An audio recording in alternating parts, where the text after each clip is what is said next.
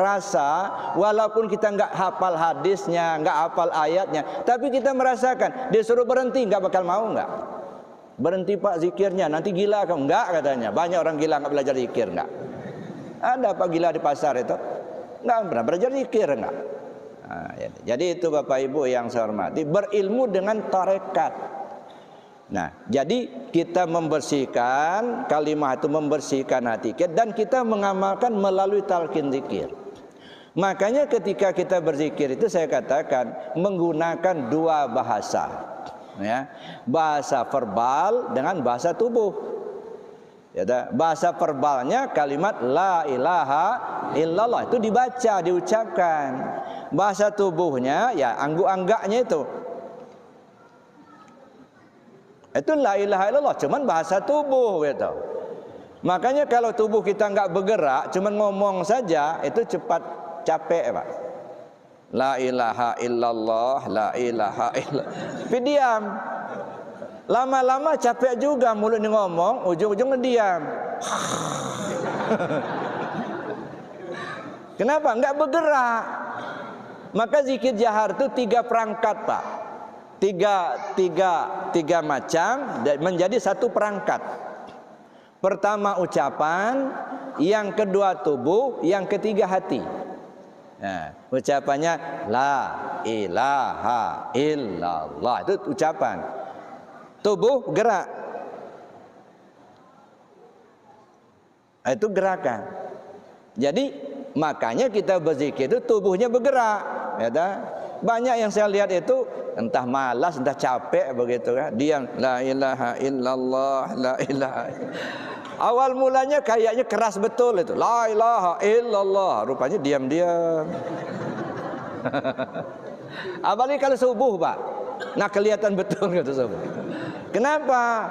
Karena ininya nggak hidup, jasadnya nggak zikir. Cuman omongan saja zikir, jasadnya enggak. Coba kalau jasadnya zikir, enggak Pak. Kadang-kadang mau berhenti aja susah mencari celah untuk berhenti. La ilaha illallah, la ilaha illallah. Bergerak. Ada. Jadi bukan geleng-geleng, bukan. Ada. Jangan asal geleng. Ini memakomkan zikir. Nah, jadi pertama bahasa verbal, yang kedua bahasa tubuh, yang ketiga hati. Nah, maka ketika kita zikir itu jahar disertai dengan hati. Maka sering kita lihat tangan ini bergerak. Nah, la ilaha illallah, la ilaha illallah. Ini kenapa? Ngelatih hati, karena telunjuk ini salurannya kepada hati. Maka disebut maka telunjuk. Maka kita kalau makan tasbih kan ini nah. Kenapa telunjuk ini salurnya ke jantung? Begitu dia bergerak, ini juga ikut. Maka kita menyebut la ilaha illallah, la ilaha illallah. Di dalam apa? Allahu Allah, Allahu Allah. Kata di dalam. Jadi jangan mati di dalam, gitu ya. Ini kalau mati di dalam goncang-goncang aja, tapi dalamnya mati, nggak jalan Pak. Nah, itu cepat lesu juga dia. Kayak jamnya, kan ada jam lama itu Pak. Nah, kadang-kadang gelintangnya itu masih ada jalan aja, lenggang-lenggok kiri kanannya, tapi mesin di dalamnya berhenti. Nah jarumnya itu nggak jalan Pak. Karena di dalamnya berhenti. Kan kadang-kadang ada baterainya untuk menghidupkan yang gelintangnya di luar, ada menghidupkan mesin itu ya.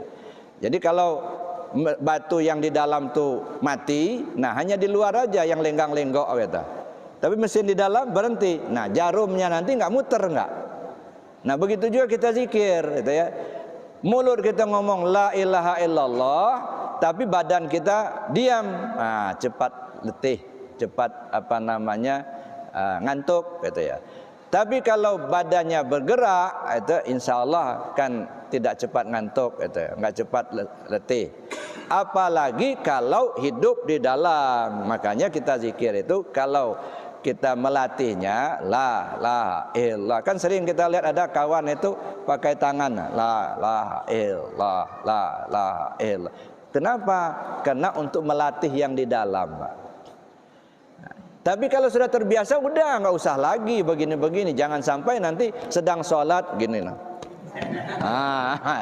kenapa kok tangannya begini kalau saudara? Itu lagi zikir di dalam.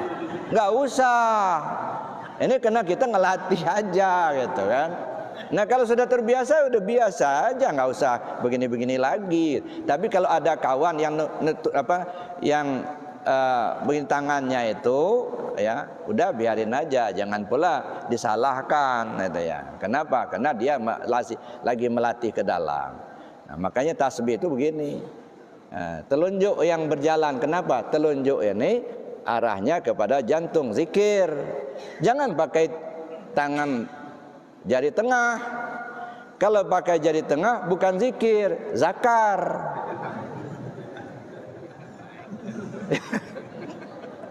Bukan zikir yang bergerak, zakar yang bergerak. Nah ini Bapak Ibu yang saya hormati. Jadi berilmu dengan ilmu tarekat, baru kita dapat afdolnya begitu. Ya, jadi ketika zikir jahar itu 3 macam itu jadi satu perangkat. Jadi mulut kita, tubuh kita dan hati. Masuk kepada ilmu yang ketiga, ilmu hakikat. Nah, kalau sudah masuk ilmu hakikat, itu isi la ilaha illallah. Mana isinya? Kalau tadi caranya, sekarang ilmu hakikat itu isinya la ilaha illallah, bahasa Arab. Tidak ada Tuhan selain Allah, itu mah bahasa Indonesia, alih bahasa. Orang Arab ngomongnya la ilaha illallah. Dibahasakan ke bahasa Indonesia, tidak ada Tuhan selain Allah. Itu bahasa, isinya mana? Nah kita bongkar itu. Makanya ngaji hakikat itu dibongkar. La ilaha illallah, ada 4 suku kata. Nah, tambah lagi ketika sudah selesai tutup Muhammad Rasulullah, 3 suku kata. Di la ilaha illallah itu 4 suku kata, Muhammad Rasulullah 3 suku kata. 4 tambah 3 7. Jadi 2 kalimat ini namanya 2 kalimat syahadat. 2 kalimat terdiri dari 7 suku kata. Terdiri dari 24 huruf. La ilaha illallah 12 hurufnya, Muhammad Rasulullah 12 hurufnya. Jumlahnya 24. Apa itu maksudnya? 24 itu menunjukkan jam sehari semalam. Nah, kalau begitu setiap sehari semalam nggak boleh lepas dari la ilaha illallah Muhammad Rasulullah. Nggak boleh lepas, Pak. Ada setiap dalam sehari semalam. Nah, sehari semalam ini 24 jam. Umur kita walaupun sudah 50 tahun, 70 tahun, 80 tahun, hanyalah pergantian siang dan malam. Siang malam, nggak rasa udah 50 tahun rupanya. Kayaknya baru kemarin kayaknya. Tapi begitu kita ngaca, rupanya udah putih semua. Masya Allah. Padahal semua hanya pergantian siang malam, sudah 40 tahun, 50 tahun. Oh kalau begitu apa? Seumur hidup tidak boleh lepas dari 2 kalimat syahadat. La ilaha illallah Muhammad Rasulullah. Seumur hidup. Jadi bukan hanya ketika di masjid saja, bukan. Seumur hidup. Ya. Nah itu mencari isi, bongkar kalimat ini. Lalu kita lihat lagi suku katanya. La ilaha illallah 4 suku kata. Muhammad Rasulullah 3 suku kata. Jadi 7. Apa maksudnya? Bisa dipahami 7 hari. 7 hari itu dalam artian 1 minggu. Berarti setiap hari itu harus dalam kalimat la ilaha illallah. Bisa juga dipahami 7 ini alam 7, Pak. Alam 7 itu apa? Alam 7 itu tajalli zat kepada sifat. Nah ini bagi bapak-bapak yang sudah selesai ngaji, tersebut pahamlah itu. Ya, tapi kalau yang belum ngaji nanti ya nguping aja nanti. Nah, alam 7 itu pertama alam ahdah. Ya. Yang kedua alam wahdah. Yang ketiga alam wahdiyah. Yang keempat alam ruh. Yang kelima alam misal. Yang keenam alam ajsam. Yang ketujuh alam insan. Nah inilah namanya alam 7 gitu ya, tajalli zat kepada sifat. Maka di tasawuf 1 ini ya dikaji. Kira-kira pertemuan yang ketiga saya sampaikan itu. Karena itu pokok, ya, memahami tasawuf tanpa kita memahami alam tujuh ini akan sulit kita untuk masuk ke dalam. Maka di awal-awal tasawuf 1 kita pelajari itu. Mana alam ahdah, alam kosong, lingkaran kosong. Ya. Lingkaran kosong, ana kanzan makhfiyah. Ya, fa uhibbu an u'rifa fa khalaqtul asya liya'rifuni. Saya ini, kata Allah, perbendaharaan yang tersembunyi. Saya senang untuk dikenali. Lalu saya ciptakanlah makhluk ini supaya mereka mengenal aku. Maka timbullah yang namanya Nur Zat. Kemudian timbul lagi Nur Muhammad. Timbul lagi yang disebutkan Ruh Muhammad. Nah, dari Ruh Muhammad muncullah kita, ya, mempertanggungjawabkan amanah itu kepada Allah nanti di akhirat. Maka kita diturunkanlah ke bumi ini melalui alam misal. Alam misal itu apa? Kandungan bapak masuk ke alam ajsam, kandungan ibu. Nah, di situ maka disebut alam ajsam karena sudah ada jisim, sudah ada tubuh, gitu ya. 9 bulan lebih kurang turun kita ke bumi menjadi alam insan. Nah, maka saya bilang tadi tajalli zat kepada sifat. Ya. Allah menciptakan langit dan bumi serta isinya fi sittati ayyam. Ya. Allah menciptakan langit dan isinya ini, bumi dan langit serta isinya fi sittati ayyam, pada 6 masa, 6 hari. 6 hari itu bukan hari seperti yang kita hitung Senin, Selasa, Rabu, Kamis, enggak. 6 periode, ya, periodisasi. Mana 6 periode itu? Kita lihat dari alam ahdah kepada alam wahdah itu 1 periode. Alam wahdah sampai ke alam wahdiyah 2. Wahdiyah kepada alam ruh 3. Alam ruh kepada alam misal 4. Alam misal ke alam ajsam 5. Alam ajsam ke alam insan 6. Nah, makanya 6 hari itu, 6 periode. Nah, ini kita kupas, kita kaji untuk mendapatkan isi la ilaha illallah itu. Barulah terasa kita berzikir dengan la ilaha illallah. Nah, kalau kita sudah tahu, kita paham itu, disuruh berhenti nggak akan mau, nggak. Nyata. Makanya ada seorang ulama mengatakan, ya, pokoknya kalau saya orang nggak mau ngamalkan silakan saja, tapi kalau saya nggak bakal berhenti lagi dari ngamalkan ini. Ya, karena dia sudah tahu. Itu yang pertama. Jadi membongkar isi. Nah, lalu kita telusuri lagi. La ilaha illallah itu 4 suku kata. Ternyata 4 suku kata itu menghimpun sifat Allah yang 20 sifat. Kan begitu? 20 sifat. La menghimpun sifat nafsiyah. Sifat nafsiyah ada 1 sifat, yaitu wujud. Yang kedua, ilaha menghimpun sifat salbiyah. Apa itu sifat salbiyah? Qidam, baqa, mukhalafatul hawadis, qiyam ta'ala binafsi, dan wahdaniyat. 5 sifat di mana terhimpunnya? Dalam kalimat ilaha. Ilah menghimpun sifat ma'ani, qadrat, iradat, ilmu, hayat, sama, basar, kalam. 7 sifat. Lafaz jalalah Allah menghimpun sifat maknawiyah, qadirun, muridun, alimun, hayun, samiun, basirun, dan mutakallimun. Sifat nafsiyah itu wujud, artinya ada. Ketika kita salurkan ke diri kita, mana buktinya kita ada? Ada pada tubuh. Ya, maka disebut tubuh pada kita, gitu kan gitu. Nah, ketika kita masuk ke sifat salbiyah, qidam, baqa, mukhalafatul hawadis, qiyam ta'ala binafsi, wahdaniyah. Ini nggak bisa dilihat, tapi diyakini oleh hati bahwa Allah itu terdahulu daripada makhluk ini. Ya, Allah itu kekal, nggak mungkin dia lenyap. Itu keyakinan hati. Maka ilaha menunjukkan hati kepada kita. Lalu masuk lagi kepada kalimat illa, menghimpun sifat ma'ani, iradat, ilmu, hayat, sama, basar, kalam. 6 sifat tergantung kepada 1 sifat, yaitu hayat. Ada hayat, maka timbul qudrat, timbul iradah, timbul sama, timbul basar, timbul kalam. Di mana tergantungnya? Di hayat. Hayat pada kita nyawa namanya. Ada. Lalu lafaz jalalah Allah menghimpun sifat ma'nawiyah. Sifat ma'nawiyah itu ada wujud pada zihni tapi tidak pada kharid. Artinya ada pada pikiran tapi tak nampak dalam permukaan. Apa itu? Tersembunyi.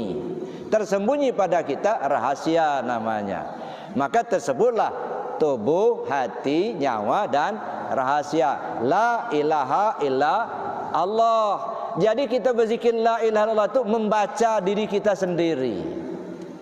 Maka saya katakan tadi, kalau paham gak bakal ditinggalkan. Tapi kenapa kok orang karena usil la ilaha illallah, Allah tu gak tuli, ngapa pakai-pakaiin katanya. Nah, ini kan memang Allah itu enggak tuli, tapi kalau kita menisbahkan Allah itu tuli, syirik, Pak. Kenapa? Tuli itu sifat makhluk. Sifat Allah sama. Kalau Allah tidak mengenal tuli, nah kita yang tuli. Makanya kita keras-keraskan zikirnya la ilaha illallah itu kena saking tulinya kita itulah. Udah dipikir-pikirkan la ilaha illallah. Tidak ada yang dituju kecuali Allah. La maksud illallah. Masih nuju-nuju yang lain pula kita. Zikir kita biar laris dagangnya, zikir kita biar dapat jabatan. Nah, itu nuju yang lain. Maka kita pikir, maka ini tuli nih. La ilaha illallah, la mahbub illallah. Tak ada dicinta kecuali Allah. Masih juga pertautkan hati kita cinta sama yang lain, kata ya. Nah, makanya dipekik-pekiknya yang tuli ini, yang tuli nih. Ya, diri kita inilah. Maka kita pekik-pekikkan itu biar tahu dia. Dari ucapan kita sampai ke tubuh kita itu paham dengan la ilaha illallah. Itu berilmu dengan ilmu hakikat. Itu. Naik kepada yang keempat, berilmu tentang ilmu ma'rifat. Kalau ma'rifat itu nggak bisa dipelajari, Pak. Yang bisa dipelajari itu adalah jalan untuk ma'rifat. Misalnya begini, Pak, siapa nama? Pak Dede. Nah, Pak Dede, begitu saya baru pertama ketemu, siapa nama Pak? Pak Dede. Oh, hafal saya, namanya Pak Dede.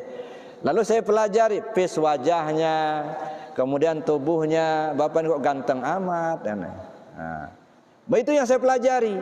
Setelah kita paham, setelah saya paham, ngertilah saya. Begitu besok ketemu, Pak Dede ya?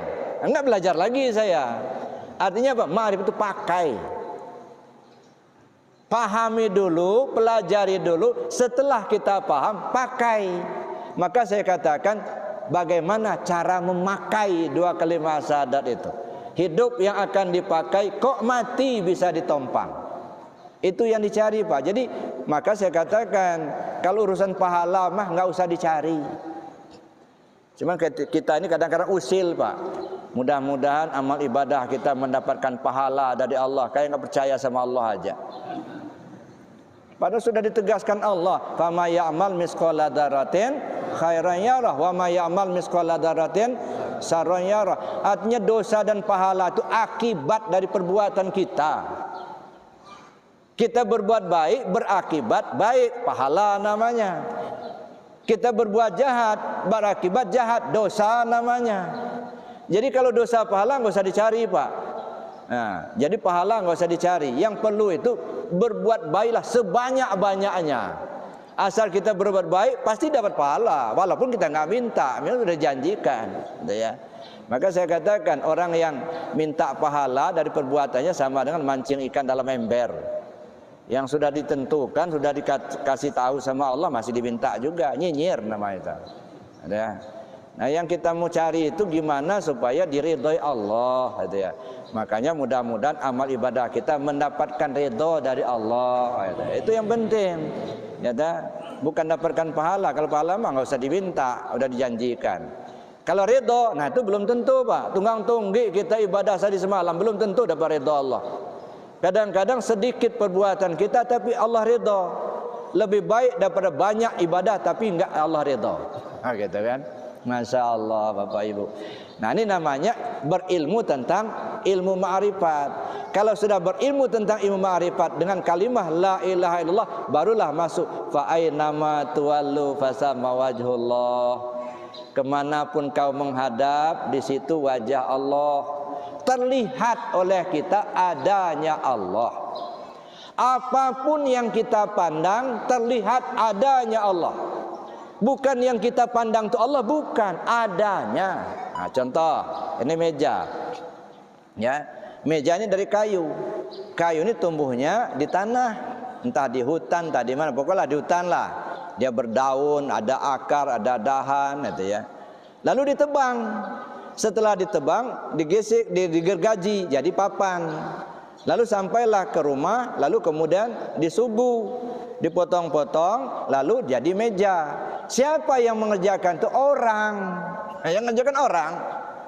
Ya, orang, tukang itu orang. Orang ini hidup. Nah, begitu kita memandang meja, terlihat seolah-olah melihat tukang. Nah, seolah-olah nih. Ya, bukan meja ini tukang, bukan, seolah-olah melihat tukang. Begitu kita sudah melihat tukang, karena meja sudah nggak kelihatan lagi itu, yang kelihatan tukang itulah. Begitu kita sudah memandang tukang, nah terlihatlah yang menghidupkan tukang itu Allah. Yang membuat tukang itu bisa mendengar, ya samanya Allah. Yang membuat tukang itu bisa melihat, basarnya Allah. Nah, terpandang oleh kita tukangnya, terlihat adanya Allah. Makanya Sultan Aulia berkata, man nazara syai'an walam yarallahu fi fanadhur batil. Siapa orang memandang sesuatu yang dia tidak melihat adanya Allah di sesuatu yang dia pandang, itu pandangan sia-sia belaka. Ya. Kalau bahasa Lampungnya buta tepedak. Buta tepedak tahu? Ya. Nah, kayak mata ikan asin gitu. Bilong-bilong, tapi mang liak. Tenang buta tepedak. Ada. Sejelas ini adanya Allah, tidak terlihat sama kita. Kenapa tidak terlihat? Karena kita tutupin. Kita yang nutupnya. Kan ayatnya ada, wal awalu wal akhiru wal zahiru wal batinu.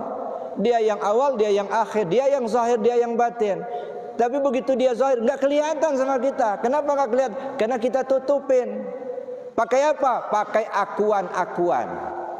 Ngaku-ngaku, aku yang kuasa. Maka qadar Allah nggak kelihatan dah. Akulah yang melihat, basar Allah mana? Nah, ini kan tertutup. Nah, sekarang coba buang aku-akuan itu. Nah, kalau sudah terbuang aku-akuan itu, maka terlihatlah adanya Allah tadi. Nah, ini berilmu la ilallah dengan ilmu ma'rifat, gitu ya.